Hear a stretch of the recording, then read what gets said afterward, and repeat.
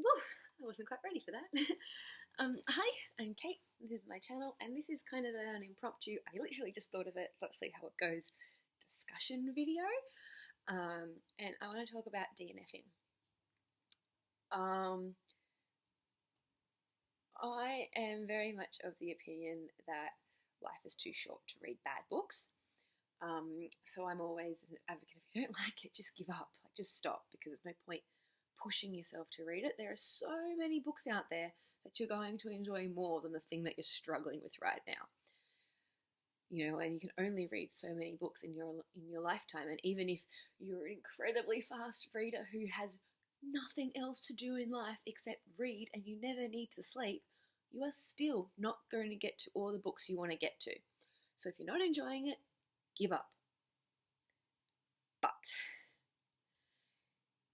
I find giving up on books so difficult.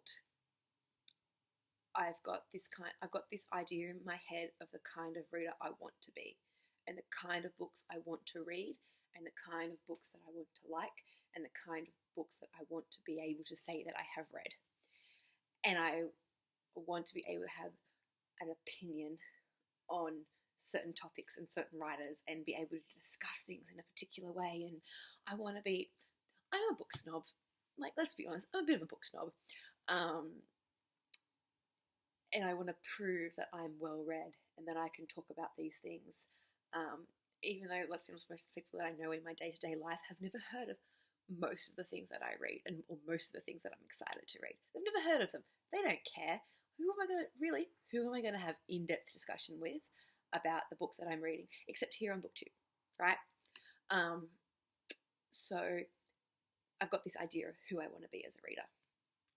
And so then I go out and buy books that I'm like, oh, I think I should read this because, all the, people have opinions on this, and I've heard people that I respect talk about this as a really good, moving book, and it's an important book in the field, and then I start it, and I hate it. And then I'm left with the conundrum of, there are so many books that I want to read. Why am I forcing myself to read this? Versus, I want to be the kind of person who can have an opinion on this. And like in my head, I'm like, well, my opinion can be, I tried it, I didn't like it, and this is why I gave up on it. Like, that's a legit opinion to have. That is a legit review to have of a book. Like, I didn't like it, so I stopped. That's fine. You can say that. But I feel like I can't. Like, if I want to have an opinion on this, I need to have finished it. And not even that if I want to have an opinion, but I want to finish this so that I can, because I want to be the kind of person who liked it. Like, I've got so many books that I haven't read because I tried. I really want to be the kind of reader that liked this book, and I tried, and I hated it, and I stopped. And I kept them because A, then they can be on my shelf and I can pretend that I've read them. It's a terrible reason to keep a book. And two, maybe one day I'll come back to them and I'll have matured as a reader and as a person, and I'll be able to appreciate it, and I'll be like, oh my God, past Kate didn't know what she was talking about. This is fantastic. It's not going to happen. So when I give up on a book, it's with a heavy heart, usually. I mean, sometimes I'm reading something that's fine. One of my goals for this year was to read all of the books nominated in the novel category for the Hugo and the Nebula. And for the Nebula? I think it was the Nebula. One of the books nominated was Everfair by Nizzy Shaw. And Renee from the Fangirl Happy Hour podcast, and who also writes for Lady Business, she loved it. She loved it. She was ecstatic about it, and it was like steampunky, and it was set in the Democratic Republic of the Congo, in like the early 1900s, late 1800s, and it had queer characters and queer characters of color, obviously because it's the Congo, and it was about colonialism, and it had queer characters and women, and I'm like, this sounds amazing, and Renee loved it, so I downloaded it onto my iPad because I had to read it for my Nebula reading, and I got about 8% through, and I'm like, I can't do this anymore. This is terrible. I hated that book.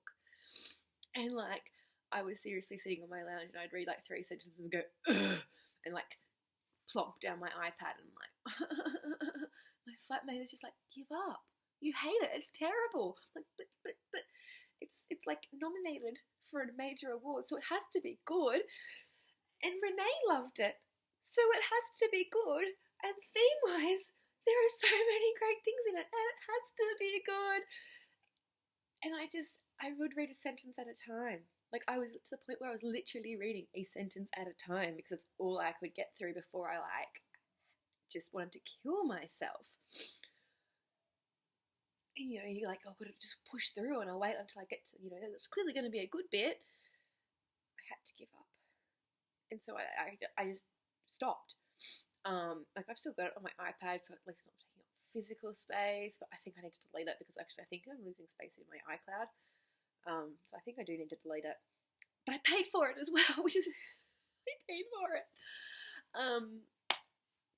But, you know, so I had a real struggle, but then I stopped and I'm like, oh, I feel so much better if I haven't given up on that. Oh my God.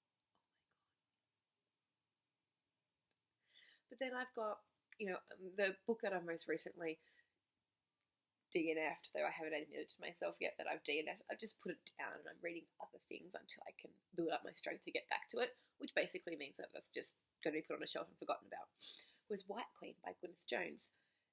Now, I had that in my Friday reads a couple of weeks, I think it was 2 or 3 weeks in a row, and I was like, oh, I was so excited about it because it was, I've been wanting to read a Gwyneth Jones book. This one had been nominated for a Tiptree Award, which I'm like, that's exciting. And then I thought the cover was like kind of cool, and this chick had blue lipstick on, and I'm like, this is great, totally my thing. I have no idea what's happening in that book. I'm like quarter of the way through it, and I'm like, I think I can name one of the characters. I like, and not even like I don't understand what's happening, like the plot's a bit confusing, but I mean paragraph to paragraph, I cannot tell you what is happening, like scene by, not even scene by scene, literally paragraph by paragraph. It jumps around so much that I just don't know. And I'm like, but it's not even like, well, maybe it's like a book of its time, and that's why you just got to push through. This book was written in 1991, like not that long ago, within my lifetime, but still within my lifetime, and I just couldn't do it. And now I hate myself because I was so excited for it, and I've got other Gwyneth Jones books on my shelf waiting to be read because I was so excited about this one that I bought more before it even started, and now I'm worried that maybe I don't like Gwyneth Jones. And then I'm like, well, okay, so I'll try another Gwyneth Jones book, and if I don't like 2 in a row, that means I don't like her, and that means I've failed as a feminist science fiction reader or something. But like, I've got so many books on my shelf that I just, here, look, I'll show you. Okay, come here. Okay. See, most of these books here, not all of them, but a lot of them, haven't read. I haven't read, can you see them? I haven't finished A Stranger in Alondria, The Secret Book of Paradise, Lament for the Afterlife, Little Big, City of Saints and Madmen. I have finished Aurora. I haven't finished Isabel. I haven't finished Redwood and Wildfire. I've read Who Fears Death, but I hated it. I hated Who Fears Death. What else have we got? The Just City. I did read that. Couldn't read Three Body Promenade. Did read those. I read Throne of the Crescent Moon. Didn't like it. Red River of Stars. What's the one under that? I can't see it. Ugh. Anyway, and Healed.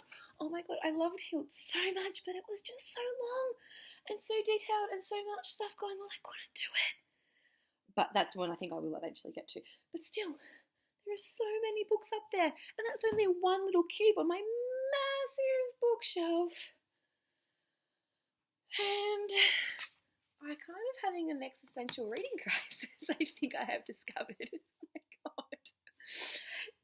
Anyway, I'm going to stop there. I want to know if anybody else has existential reading crises about DNFing books, because I do.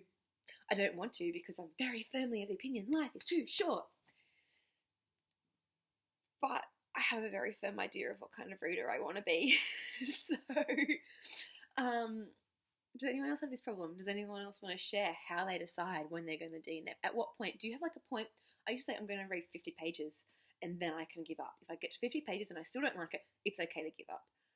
But I can't do that anymore. Now I'm like, I've got so many books on my TBR shelf. So give me a, qualification. Give me a way to do it. Some criteria for how to decide if I'm going to stop. Is it just, I can't do this anymore and that's enough? Or should there be like a quantifiable thing that has to be there before I give up? So, I'm Kate. This is my channel. I'm slightly hysterical, and this was very rambly and ranty. But this has been my video on DNFing. So I will talk to you later. Bye.